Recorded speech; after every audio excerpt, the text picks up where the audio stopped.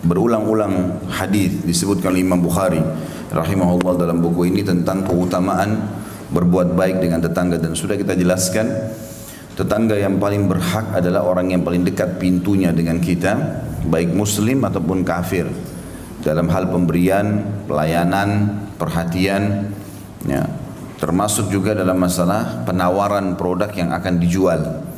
Ini sudah kita titik beratkan, dan ini termasuk ibadah.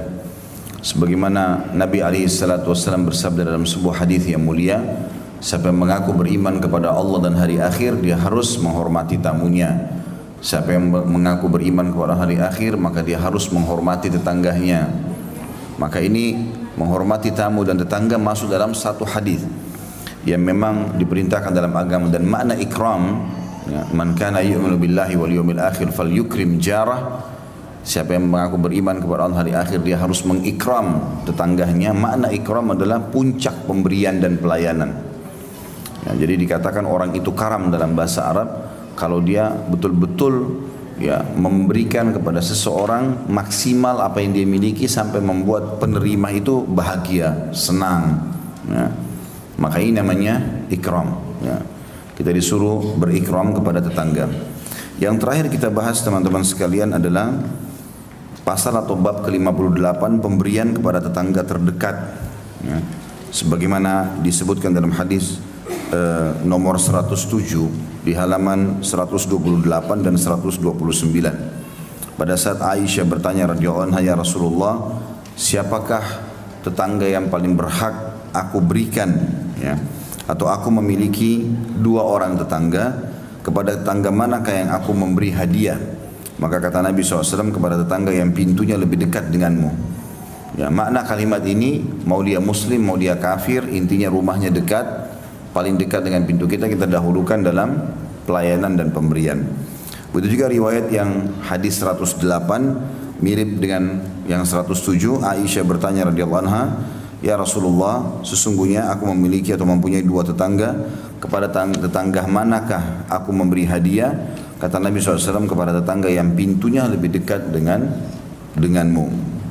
Ini sudah kita rincikan pada pertemuan sebelumnya, dan pagi ini semoga Allah berkahi insyaAllah kita lanjutkan pasal atau bab ke-59.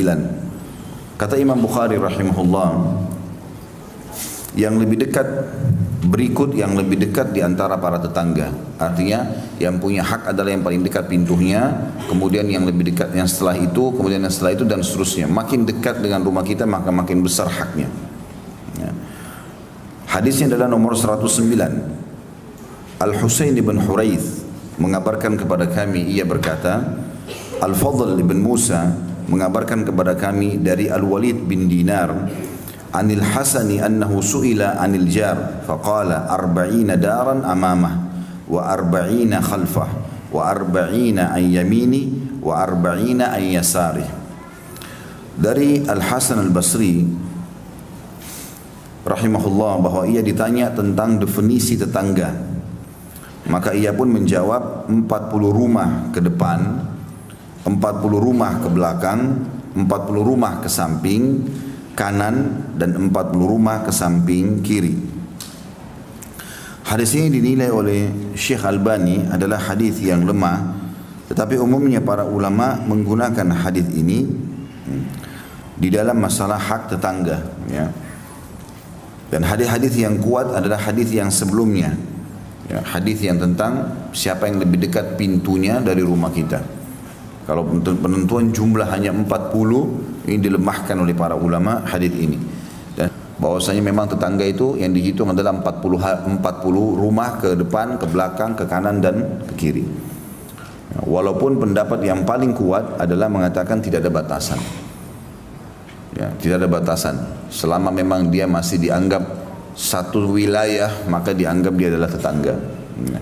Dan ini semua menandakan kesempurnaan Islam, saudaraku seiman. Karena bagaimana Islam datang merincikan luar biasa tentang masalah hal-hal seperti ini.